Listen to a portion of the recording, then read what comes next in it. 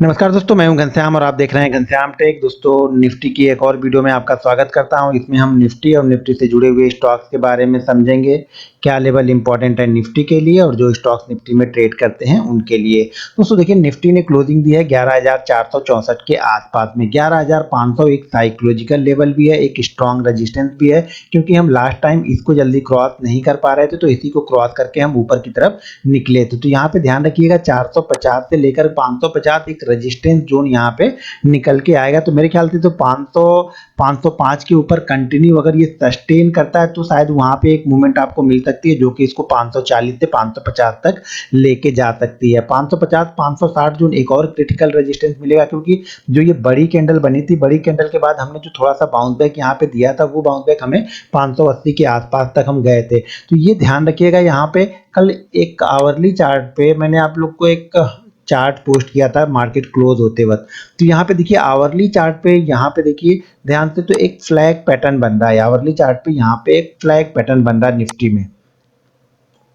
अब flag pattern का breakout देखिए, फ्लैग पैटर्न का ब्रेकआउट तो इस ट्रेंड लाइन के ऊपर है, यानी 476 के ऊपर, 476 477 के ऊपर अगर हम सस्टेन होने लगते हैं तो हम यहाँ पे 520 और 520 के बाद हम यहाँ पे 560 तक जा सकते हैं निफ्टी में। इस फ्लैग पैटर्न को अगर ब्रेकआउट हम करते हैं तो मान लीजिए ये फ्लैग पैटर्न ब्रेकआउट नहीं होता है और वापस आके निफ्टी में हम क्या करते हैं, 420 वाले लेवल को हम ब्रेक कर देते हैं। तो ध्यान रखिएगा, 420 425 के लेवल को ब्रेक करने के साथ में ही निफ्टी में यहाँ 390 और फिर यहाँ पे 350 के लेवल आपको दिखाई देंगे इंट्राडे में। तो इंट्राडे में दो इंपॉर्टेंट लेवल है। पहला इंपॉर्टेंट लेवल है 480 के ऊपर और दूसरा इंपॉर्टेंट लेवल है हमारे लिए 420 425 के नीचे। अगर बैंक निफ्टी दोनों ही जगह ध्यान रखिएगा निफ्टी को, सॉरी मैं बैंक निफ्टी बोल गया, दोनों ही जगह ये ध्यान रखिएगा कि दोनों ही जगह ये सस्टेन करे। सस्टेन करने मतलब ये है कि 5-7 मिनट उसके ऊपर, अगर 480 के ऊपर सस्टेन करने का मतलब है कि 4-5 मिनट उसके ऊपर बना रहे, और यहाँ पे नीचे सस्टेन करने का मतलब है कि 425 के नीचे ये 4-5 मिनट सस्टेन कर ले।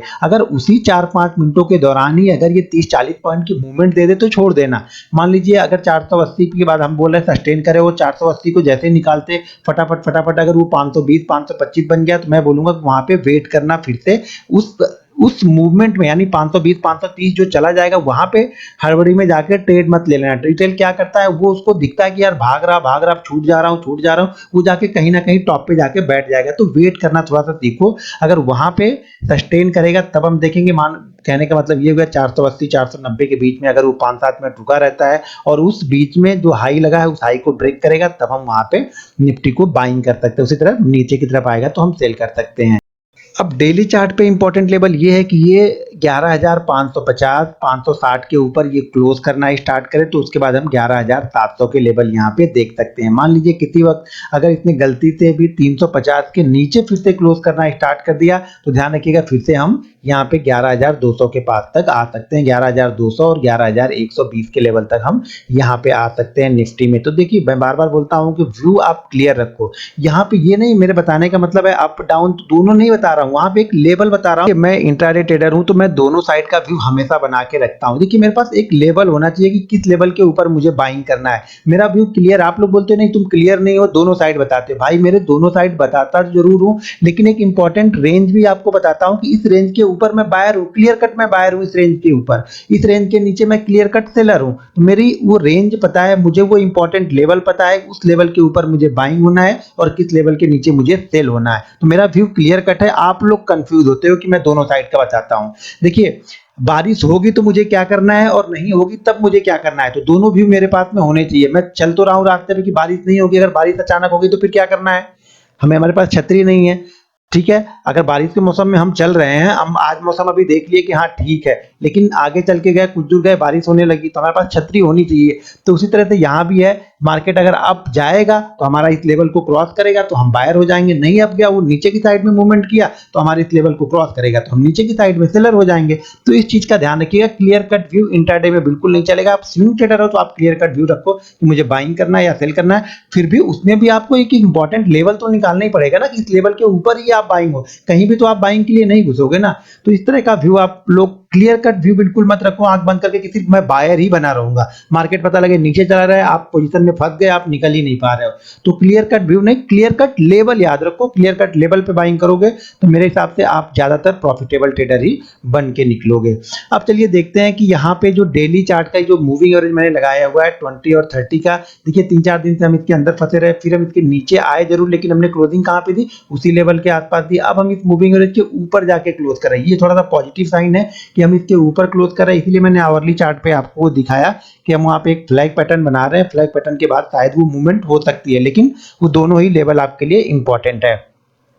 अब चलिए देख लेते हैं कि निफ्टी में ऐसे कौन से स्टॉक्स है जो निफ्टी को ऊपर या नीचे ले जाने में मदद कर सकते हैं। पहला स्टॉक है हमारा एशियन पेंट, क्योंकि वीकली हम एनालिसिस कर रहे हैं तो इसमें हम सारे निफ्टी के स्टॉक लेके चल रहे हैं।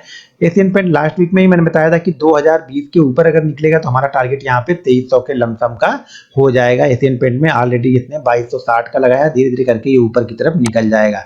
बजाज ऑटो देखिए एक रेंज बना रहा है, प्राइस एक्शन की मूवमेंट कर रहा है, एक रेंज बना रहा है। इस रेंज के हायर एंड यानी अगर 2960 के ऊपर क्लोज करता है तो फिर से ये 3050 के पास तक जा सकता है। बजाज फिंसर्व सपोर्ट लेवल के आसपास में है, अगर सपोर्ट लेवल के बाद ये 62 के ऊपर क्लोज करता है तो यहाँ पे एक बाइंग पोजीशन आप बना सकते हैं 61 का क्लोजिंग बेसिस पे स्टॉप लॉस लगा के। देखिए बजाज फाइनेंस देखिए इस ट्रेंड लाइन को काफी रिस्पेक्ट ये कर रहा है, जब भी इस ट्रेंड लाइन के पास में आ रहा है यहाँ पे बायर एक्टिव हो जा रहा है। तो फिलहाल अगर किसी के पास पोजीशन है तो स्टॉप लॉस जरूर लगा के रखिएगा, अभी नई पोजीशन के लिए यहाँ पे कोई रिकमेंडेशन नहीं है। भारतीय एयरटेल ये कंटिन्यू नीचे की तरफ ही मूवमेंट हो गया, तो अब ये अभी तो इसका जो सपोर्ट है मेरे ख्याल से वो सपोर्ट 480 के आसपास में है, तो उसी लेवल के आसपास है। तभी यहाँ पे इसको अगर जिन्होंने सेल किया होगा तो एक बार 480 के पास अगर बाउंस बैक लेते हुए दिखे तो यहाँ पे पोजीशन को कवर कर लीजिएगा। कोल इंडिया अब देखिए अपने सपोर्ट लेवल के आसपास धीरे धीरे आ रहा है, तो यहाँ पे देखते हैं किस तरह की सिचुएशन। अगर यहाँ पे आता है, ये 3-4 दिन ऐसे रुक के बनाता है तो यहाँ पे हम जरूर बाइंग कर सकते हैं, लेकिन पहले देखना पड़ेगा किस तरह की यहाँ पे पोजीशन यहाँ पे बनती है, उसके बाद हम इसको देख लेंगे आगे चल के। डॉक्टर साहब देखिए, डॉक्टर साहब भी एक कंसोलिडेट कर रहे हैं, तो डॉक्टर साहब अगर इस कंसोलिडेशन के बाद 4500 निकालते हैं तो शायद 4700 तक जा सकते हैं। आइसर मोटर यहाँ फिलहाल कोई व्यू नहीं है। ग्रासिम पे नजर बना के रखिए, ग्रासिम अगर इस लेवल को निकालता है 730 वाले लेवल को तो ये 760 और 780 के लेवल भी आपको दिखा सकता है। HDFC लिमिटेड हैवी वेट है, सपोर्ट लेवल के आसपास फिर से आके घूम रहा है, तो ध्यान रखिएगा ये इसके लिए इंपॉर्टेंट सपोर्ट है 1720 का। इसके नीचे जब तक क्लोज नहीं करेगा तब तक ये वीक नहीं होगा, शायद यहाँ से वापस ये बाउंस बैक कर सकता है, लेकिन इसके लिए इसको 1805 के ऊपर क्लोज करना पड़ेगा। हीरो मोटोकॉर्प सपोर्ट लेवल के आसपास से यहाँ से बाउंस बैक हुआ है, तो यहाँ पे नजर बना के आप रख सकते हैं। हिंडाल्को यहाँ पे मेरा कोई खास व्यू अभी नहीं है। हिंदुस्तान यूनिलीवर अभी इसको भी कुछ नहीं करना है, देखिए बहुत दिनों से कंसोलिडेट कर रहा है, एक फेज में फंस गया है जाके। अब अगर इस रेंज को निकालेगा तब हम इसको देख सकते हैं, जब तक इस ट्रेंड लाइन को ब्रेक ना करे तब तक इसको बाइंग मत कीजिएगा। इन्फी ये भी कंसोलिडेट ही कर रहा है, जैसा कि ये सपोर्ट इसके भी सपोर्ट है 880 890 के आसपास में, लेकिन रेजिस्टेंस भी इसका 980 के आसपास में है। आईटीसी सपोर्ट लेवल के नीचे ट्रेड कर रहा है। जेएसडब्ल्यू स्टील देखिए कई दिनों से जेएसडब्ल्यू स्टील 270 से 290 295 की रेंज में ये ट्रेड कर रहा है, तो इस बीच में ट्रेड करना इसको सही नहीं है, तो वेट करते हैं जिस साइड में ब्रेकआउट होगा उस साइड में ये 15-20 रुपए की मूवमेंट दे सकता है। एमएनएम फिर सपोर्ट लेवल के आसपास में ही ट्रेड करा, तो इसको अभी छोड़ देते हैं। मारुति देखिए जब तक इस ट्रेंड लाइन को ब्रेक नहीं करेगा, ध्यान रखिएगा ये वीक नहीं होगा, तो इसको शॉर्ट अभी मत कीजिएगा। शॉर्ट करने के लिए आपको इसको इस ट्रेंड लाइन को ब्रेक होने देना पड़ेगा। अगर ऊपर की साइड में ये क्लोज करता है 74 के ऊपर तो टारगेट इसका 76 हो जाएगा। नेस्ले यहाँ पर छोड़ दीजिए, कुछ समझ में नहीं आ रहा। ओएनजीसी ऑलरेडी ओएनजीसी अपने सपोर्ट लेवल को ब्रेक करके नीचे ट्रेड कर रहा है। गेल ने भी सपोर्ट लेवल को ब्रेक कर दिया, तो यहाँ पर भी कुछ खास मूवमेंट नहीं है मेरे लिए। वो आईओसी में भी कुछ नहीं। एनटीपीसी अगर आपको 85-86 के आसपास में रुकता हुआ दिखे, यहाँ पे इस लेवल के पास आए और यहाँ पे आपको मिले तो शायद इसको 1-2 रुपए का स्टॉप लॉस लगा के आप बाइंग कर सकते हैं। पावर ग्रिड में भी सेम सिचुएशन है। पावर ग्रिड अगर इस लेवल को ब्रेक नहीं करता है और यहाँ ऊपर की तरफ ये 180 को निकाल देता है तो आप 185 के टारगेट के लिए इसे ले सकते हैं। सन फार्मा कुछ नहीं करना, वेट कीजिए। टाटा मोटर में भी वेट ही करना है। टाटा स्टील या लीजिए जब तक 420 के नीचे ट्रेड करेगा तब तक ये वीक होगा थोड़ा सा। टीसीएस देखिए ब्रेकआउट 52 वीक ब्रेकआउट के ऊपर ही चल रहा है, मुझे लग रहा है टीसीएस या इसका हाँ 52 वीक हाई के ऊपर ही चल रहा है। देखिए बहुत अच्छा ब्रेकआउट यहाँ पे दे रहा है, तो इसका लॉन्ग टर्म टारगेट बहुत बड़ा निकल के आएगा, जिसको अगर 6-8 महीने होल्ड करना है तो मेरे ख्याल से टीसीएस सबसे बेस्ट है। 6-8 महीने के लिए टारगेट इसे मेरे ख्याल से 27-2800 के टारगेट के लिए आप इसे बाइंग कर सकते हैं, लेकिन उस कंडीशन में स्टॉप लॉस भी आपको 2100 के नीचे का लगाना पड़ेगा। टेक महिंद्रा ये भी एक ब्रेकआउट की तैयारी में है, तो अगर ये भी 770 के ऊपर क्लोज करे तो 800 के टारगेट के लिए आप इसे लेके जा सकते हैं। टाइटन वेट कीजिए, टाइटन में इसमें भी ब्रेकआउट हो सकता है।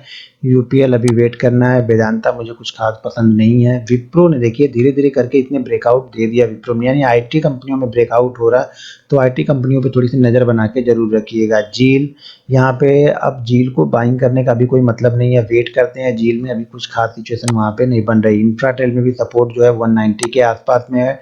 अल्ट्राटेक सपोर्ट लेवल के आसपास ही अभी घूम रहा है।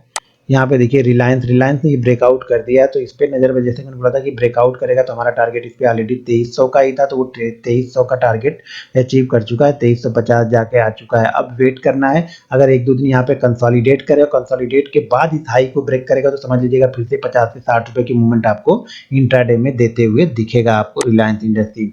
ब्रिटानिया में कुछ खास मूवमेंट नहीं है। अदानी पोर्ट ये भी सपोर्ट लेवल के आसपास ही है, तो यहाँ भी कुछ नहीं करना है। बीपीसीएल जैसा कि मैंने बोला था कि 399 के नीचे जब तक ये क्लोज नहीं करेगा तब तक ये वीक नहीं होगा, और इसने यहाँ से बाउंस बैक ले लिया है। अब इसको अगर 440 के ऊपर क्लोज करे तो फिर ये 460 के पास तक जा सकता है। एचसीएल टेक्नोलॉजी यहाँ पर भी एक छोटा सा ब्रेकआउट हुआ है, तो इसके जिसके पास पोजीशन है बना के रखिए। अब स्टॉप लॉस इसका आप अगर थोड़ी सी 2-3 महीने का व्यू है तो स्टॉप लॉस आपका कम से कम 670 के आसपास रखना पड़ेगा। एलएनटी ये भी सपोर्ट लेवल के आसपास में है। कोई रिस्की ट्रेडर अगर है तो यहाँ पे कल अगर कोई ग्रीन कैंडल बनती हुई दिखे तो लेके जा सकते हैं आप। एचडीएफसी लाइफ ये देखिए रेजिस्टेंस के आसपास पहुंचा, यहाँ पे रेड कैंडल बनी, अगर इसको निकालेगा तो फिर ये शायद नए हाई बना सकता है एचडीएफसी लाइफ को। तो यहाँ पे देखिए ऑलरेडी 3 बार से इसी लेवल के आसपास से ये घूम जाता है, यानी ये इसके लिए स्ट्रॉन्ग रेजिस्टेंस है, जो कि इसको 650 के ऊपर इसको क्लोज करेगा तब यहाँ पे एक बड़ी मूवमेंट आपको देखते हुए मिल सकती है एचडीएफसी लाइफ में। दोस्तों आप भी अगर हमारे सपोर्ट ग्रुप से जुड़ना चाहते हैं तो वीडियो के डिस्क्रिप्शन में एक लिंक है, उस लिंक के जरिए जाके आपको जीरोधा में अकाउंट ओपन करना है, और अकाउंट ओपन होने के बाद में आप हमारे सपोर्ट ग्रुप से जुड़ सकते हैं। दोस्तों ये थी हमारी आज की वीडियो, मिलते हैं नेक्स्ट वीडियो में। जय हिंद।